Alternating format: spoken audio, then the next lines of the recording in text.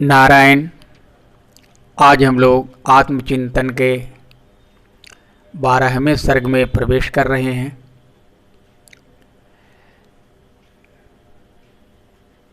आज हम लोग भक्ति की चर्चा करेंगे। भक्ति की महिमा ऐसी है कि दक्षिण भारत के चांगदेव जो 1400 वर्ष के हैं, जिनके हजारों शिष्य हैं, जो सिंह की सवारी करते हैं, ऐसे चांगदेव जब 14 वर्ष के ज्ञानदेव के सामने आते हैं तो नतमस्तक हो जाते हैं। क्यों? क्योंकि ज्ञानदेव जी ने एक जड़ दीवाल को जब चलने के लिए कहा तो चैतन्य होकर के चलने लग गए।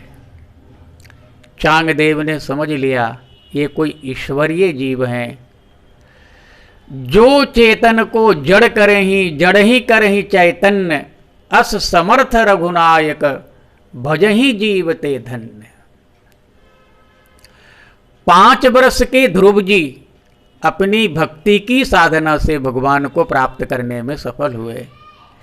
इससे इनके पिताजी को आत्मबोध हुआ और उन्होंने ध्रुव जी को संपूर्ण राजपाट सौंप करके स्वयं वन की ओर प्रस्थान किया। अग्निदेव कहते हैं मैं ध्रुव को जला नहीं सकता, ध्रुव में इतना तेज है कि उस तेज के सामने मेरा तेज फीका पड़ जाता है। कवि सम्राट जयदेव जी की गंगा जी में ऐसी आस्था है कि वृद्धावस्था के समय जब गंगा जी उनके घर से 18 कोस दूर चली गईं तो इनके भक्ति पर रीझ करके इनके घर के सामने एक पोखर में प्रकट हुई। जल का रंग बदल गया, उसमें कमल खिल गया। आज भी वो जयदेवी गंगा के नाम से प्रसिद्ध है।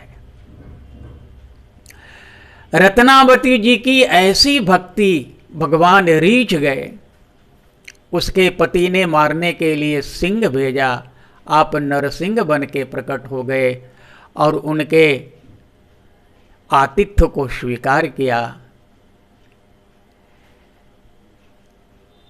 करमैती बाई 18 दिन तक वृंदावन में भूखी रह गईं, प्यासी रह गईं। भगवान एक संत के रूप में पधारे और उनको दिव्य पायस दे करके हमेशा के लिए उनके भूख प्यास को मिटा दिया, नष्ट कर दिया। महाराज, कोई 600 वर्ष पहले ध्रुव जी ने तो 17 लाख वर्ष पहले हम सब लोगों को राह दिखा करके ध्रुवलोक में चले गए, जो कभी मर नहीं सकते। हम लोग जब यहां से जाते हैं तो पड़ोस वाले को भी पता नहीं चलता है।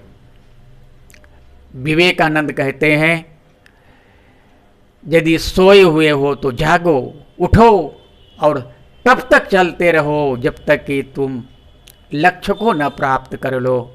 मेरे भाई, हमें भी अपने लक्ष्य को प्राप्त करना है और आध्यात्मिक जीवन में गहरे प्रवेश करके अपने जीवन को सफल बनाना है। धन्यवाद।